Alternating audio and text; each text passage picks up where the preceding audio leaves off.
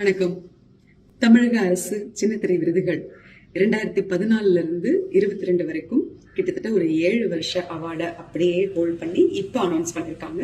ரொம்ப ரொம்ப சந்தோஷம். இந்த விருதை வாங்க இருக்கிற அத்தனை கலைஞர்களுக்கும் என்னுடைய மனமார்ந்த வாழ்த்துக்கள். ஆனா எனக்கு அவார்டே வரல, ஏன் தெரியல.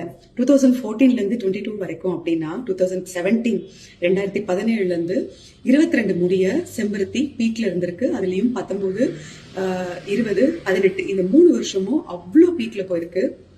நான் அதுல ஒரு நெகட்டிவ் லீட் ரோல் பண்ணியிருக்கேன். பட் எனக்கு அந்த அவார்டு கிடைக்கவே இல்லை, ஏன்னு தெரியலங்க.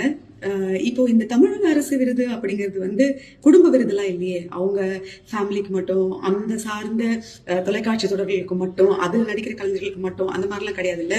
ஒட்டுமொத்தமா சின்னத்திரை அப்படிங்கிறது எல்லா சேனல்ஸ்ல இருந்து, எல்லா சீரியல்ஸ்ல இருந்து நல்ல நடிக்கிற ஆர்டிஸ்ட்டை செலக்ட் பண்ணி கொடுக்கறது. இப்போ என்னோட சீரியல் பொறுத்த வரைக்கும் நான் என்னோட ஓன் வாய்ஸ்ல அந்த 5 வருஷமும் நானே டப் பண்ணி நான் நடிச்சிருக்கேன். அதுக்காக அவ்வளோ உழைச்சிருக்கேன், அவ்வளோ கஷ்டப்பட்டிருக்கேன்.